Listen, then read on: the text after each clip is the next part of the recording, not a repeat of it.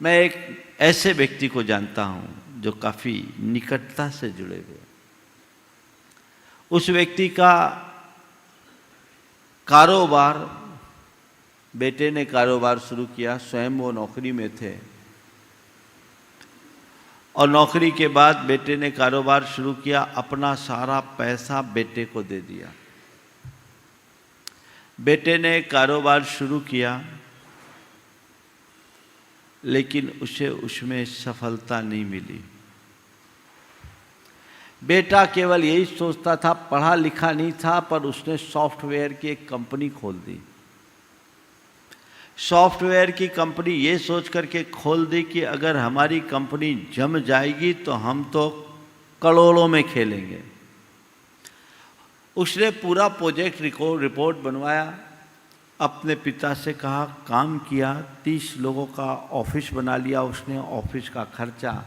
पिताजी ने भी सोचा चलो बेटा है, हौसला इसके अंदर आगे बढ़ेगा।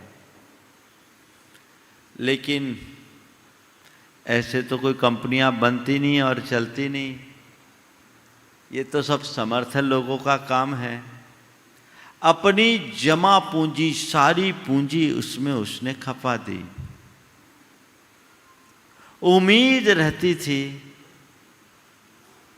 कि अब हो जाएगा, अब हो जाएगा, अब हो जाएगा, हमारे लिए ऑर्डर आने शुरू हो जाएंगे, हमारी कंपनी चल पड़ेगी, धीरे धीरे धीरे धीरे हमारी स्थिति ठीक बन जाएगी। लेकिन दिनों दिन जमा पूंजी पूरी चौपट हो गई। जमा पूंजी पूरी चौपट हो गई।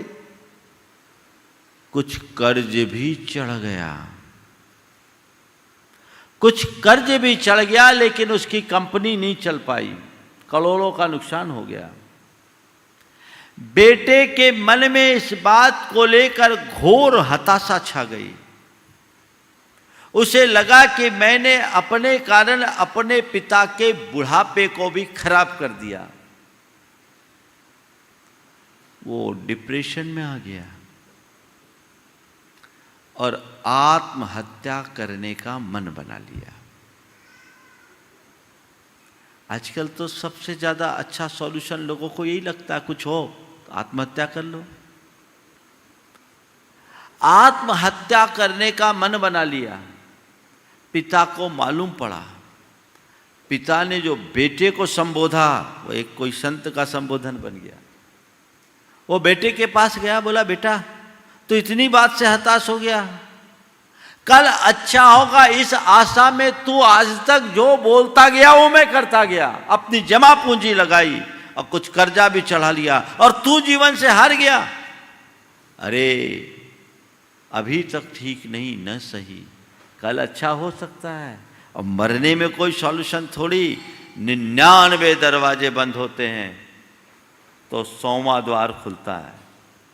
99 दरवाजे बंद होते तो 100वां द्वार खुलता है। बेटा तू हताश मत हो और प्रयास कर। अभी मैं हूं, अभी हम पर थोड़ा कर्ज ही चढ़ा है, हमारी प्रॉपर्टी नहीं बिकी है। हम पर थोड़ा कर्ज ही चढ़ा है, प्रॉपर्टी नहीं बिकी है, तो चिंता मत कर। और मुझे किसी भी प्रकार की फिक्र नहीं है, सब कुछ बिक भी जाए तो भी मुझे पेंशन मिलेगी, मेरी जिंदगी चल जाएगी, तो चिंता करने की जरूरत नहीं है, अभी हार मत, आगे बढ़। पिता ने बेटे को मोटिवेट किया, काम को आगे गति दी, अपनी एक प्रॉपर्टी भी बेच दी। इतने में भी अभी उसका काम नहीं चला।